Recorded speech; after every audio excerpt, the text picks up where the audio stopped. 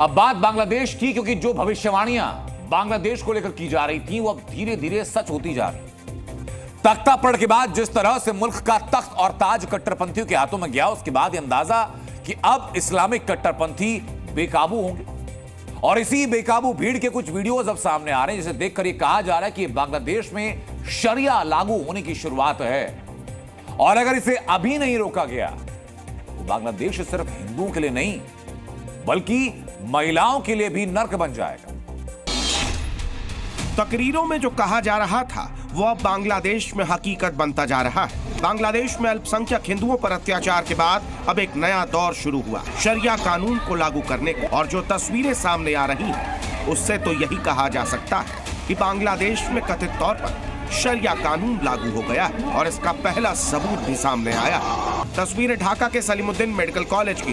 दावा किया जा रहा है कि कट्टरपंथी विचारधारा वाले कुछ संगठनों ने कॉलेज कैंपस पर हमला बोल दिया और यहाँ पढ़ रही छात्राओं को बाहर निकालना शुरू कर दिया। आरोप है कि जमात इस्लामी और हिजबुत तहरीर से जुड़े लोग लाठी डंडे लेकर कॉलेज कैंपस में पहुंच गए और छात्राओं की पढ़ाई का विरोध करने लगे।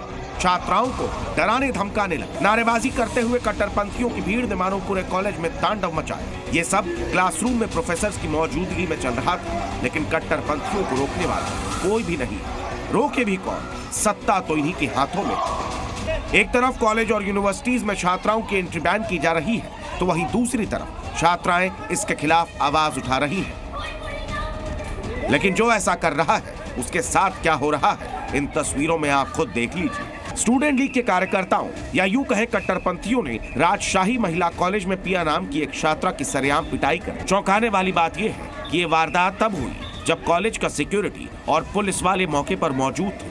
अब इसे शरिया न कहा जाए तो और क्या कहा जाए। बांग्लादेश में कॉलेज और यूनिवर्सिटीज तो मानो कट्टरपंथियों का गढ़ बनती जा रही है। ढाका यूनिवर्सिटी के मधु कैंटीन में कट्टरपंथी जिंदा गाय लेकर पहुंच गए और सरेआम गोकशी करने का ऐलान कर दिया। दरअसल हिंदू कैंटीन में बीफ बनाने की मांग करते हुए कट्टरपंथियों ने तांडव मचाया। अब सवाल उठता है कि जब एक हिंदू शख्स ने इस कैंटीन की स्थापना की, जब यहाँ कभी बीफ बना ही नहीं, तो फिर कट्टरपंथियों की इस हरकत को क्या कहा जाए। एक तरफ जहां बांग्लादेश में कथित शरिया कानून लागू हो गया है, तो वहीं बांग्लादेश का हिंदू भी जाग गया है।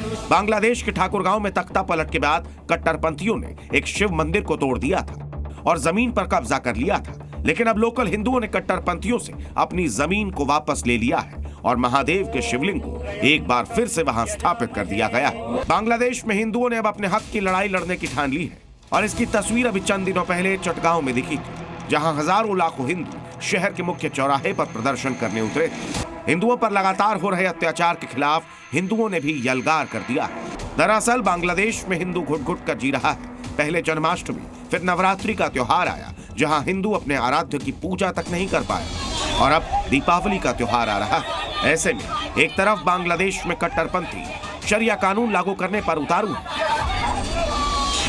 तो वहीं दूसरी तरफ हिंदुओं ने भी अपने हक की आवाज बुलंद करनी शुरू कर दी है। ब्यूरो रिपोर्ट, जी मीडिया। जी न्यूज।